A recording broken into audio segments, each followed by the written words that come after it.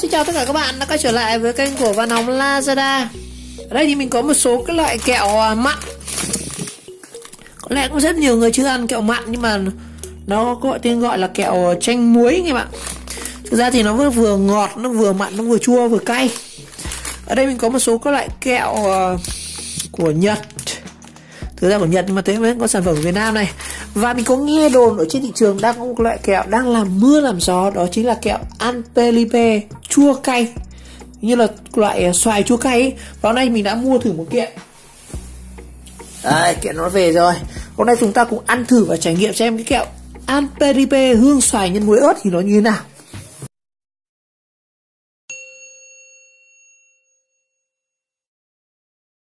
Rồi, và tiện thì có lẽ mình cũng sẽ làm một review luôn cho anh em một số cái loại kẹo này. Cái này thì cũng hiếm thôi, ăn thử xem nha. Còn cái này thì là silicone thì nó cũng phổ biến thôi, không có gì đặc sắc. Và mình thấy ở trên mạng thì cũng rất nhiều, mình nghe có rất nhiều người bạn kể về cái loại kẹo mới ra mắt của Anpelipe. Anpelipe là cái kẹo này này. Đây, kẹo Anpelipe chắc là nhiều anh em biết rồi mọi người ơi. Kẹo Tết chúng ta hay ăn này, mình có đống kẹo, ui dồi, rất nhiều luôn. Đây, kẹo Anpelipe, nhưng mà kẹo này là kẹo hương dâu kem. Cái này thì không có gì để nói. Cái này thì ăn thì rất là nhiều. Ngày xưa nó là kẹo sữa béo, bây giờ thì nó cũng rất là nhiều mã.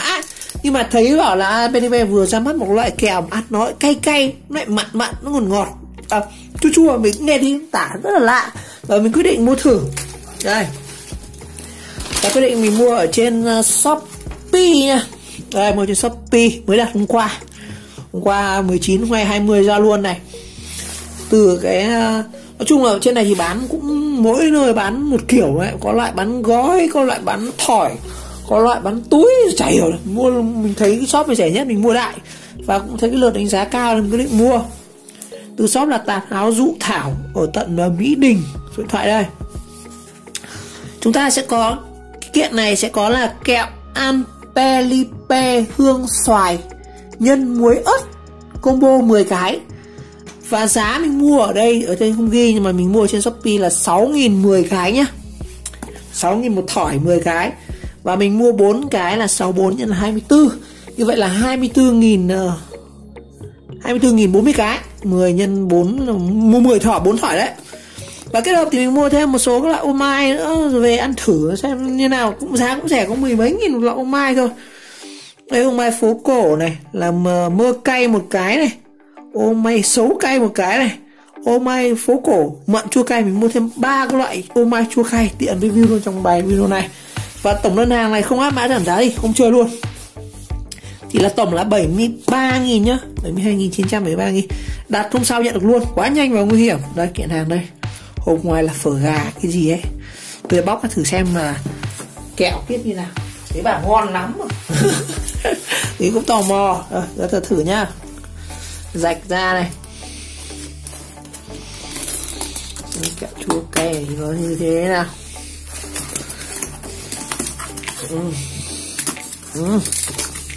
Khô kẹo đây.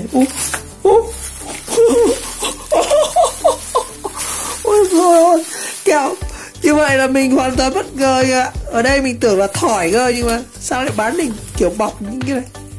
Đây nhá, combo 10. Chết rồi, đọc nhầm rồi không ạ. Đây là 10 cái lẻ.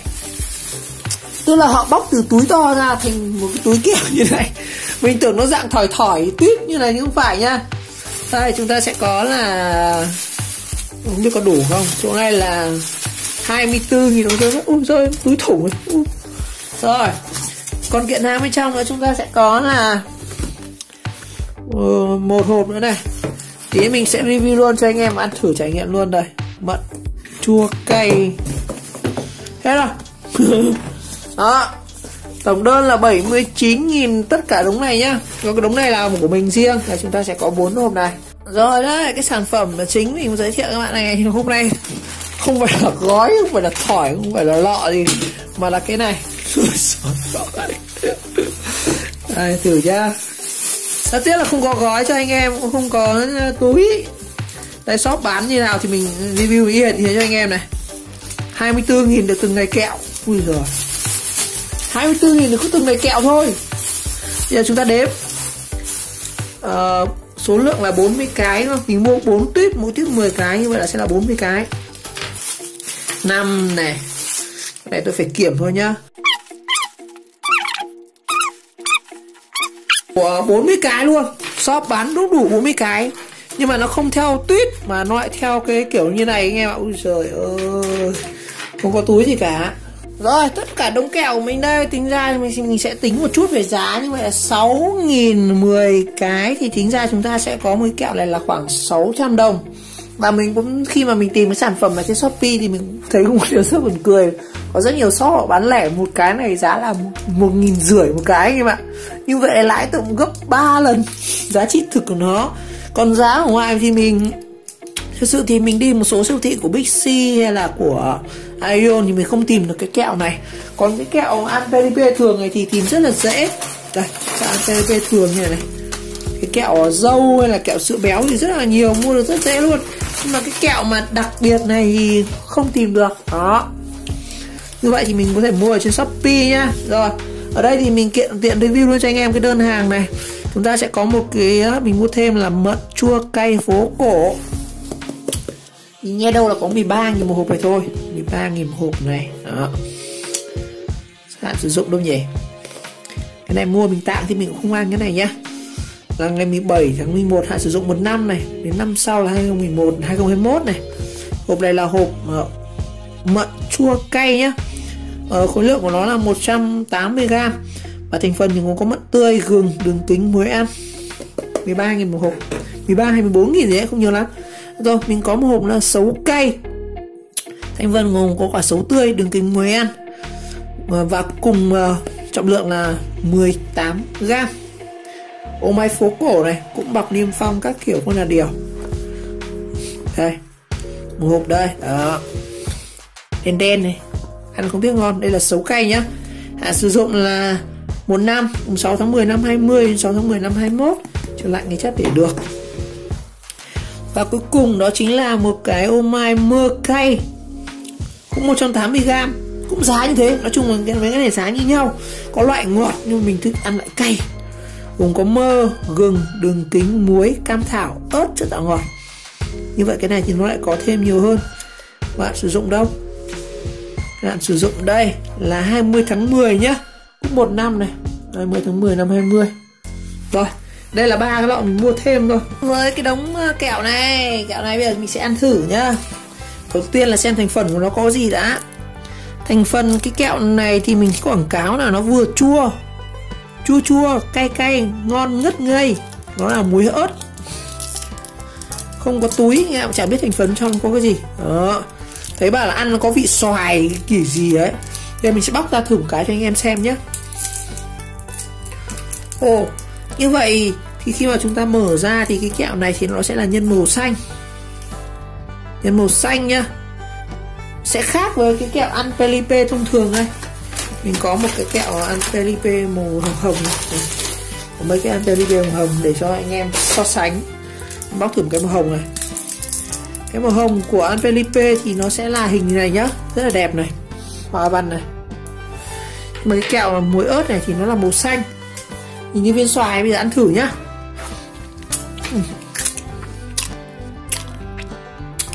Cái vị đầu tiên của nó khi mình ăn vào,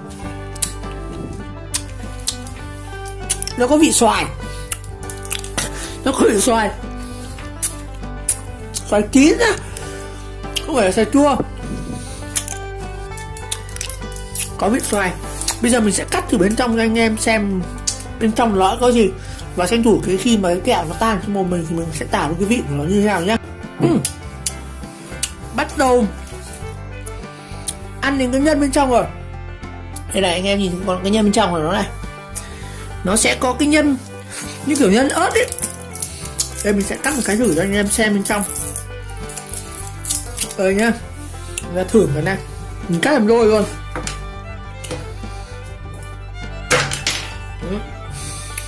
Ủa cắt làm đôi không cắt được. Ôi trời ơi, nó vỡ rồi. Đây, nhân bên trong đây. Nhưng bên trong thì các bạn có thể thấy rằng cái viên kẹo này bên trong nó sẽ có cái nhân như kiểu nhân gia vị ấy.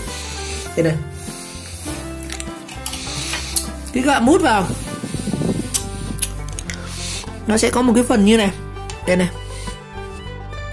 Nó cái phần bột như kiểu nó mặn mặn ấy. Ăn kẹo này nó khá đặc biệt anh em này. Đây này, nó sẽ có cái phần nhân này. Đấy anh em thấy không? Cái phần này lúc ấy mình chặt thì nó văng hết rồi. Đấy. Nó sẽ có phần cái gạch như này. Đó. Cái phần này ăn như kiểu muối ô mai ấy. Nó mặn mặn, ngọt ngọt cái cay. Nên thành ra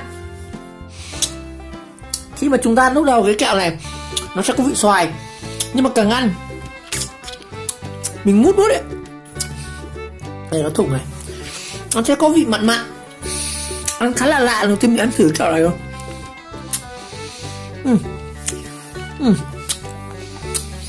Thử cắn lên nào. Đây, nó sẽ thủng hai cái đầu này, bạn nhìn thấy không? Đó, nó sẽ thủng hai đầu này, và cái sốt này nó sẽ tan ra. Nó vẫn hơi, thực ra cái kẹo này thì nó không ngọt lắm, mà ăn mình cảm thấy nó bùi bùi, nó mặn mặn, nó như kiểu ăn như là cái xoài dầm ấy. Đấy, cái vị nó như kiểu vị xoài dầm nhá. Cái kẹo này của nó là tính rất là hay. Các bạn càng mút thì mình càng thấy nó vị mặn mặn, không như kẹo dâu này. Kẹo dâu này ăn rất là ngọt.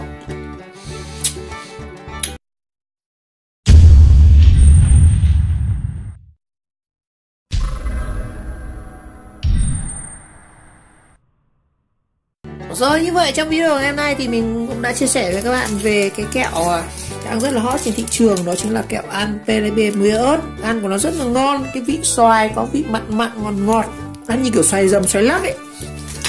Và tiếp đó thì mình cũng đã chia sẻ với anh em về những cái loại kẹo chanh muối này, nó cũng là loại kẹo mặn nhá. Cái này thì nó hơi ngọt. Hay là cái loại Set and Mon Candy này, cái này mình có thể mua ở các chuỗi siêu thị của Aeon, cũng như là ăn vụng thưởng của ô mai xấu cay của hãng ô mai phố cổ. Rồi một lần nữa các bạn đã theo dõi video clip, và nếu thấy video hay và ý nghĩa các bạn nhấn like, subscribe kênh và chờ đón các video tiếp theo. Chúng ta sẽ có những trải nghiệm các cái sản phẩm khác nhé.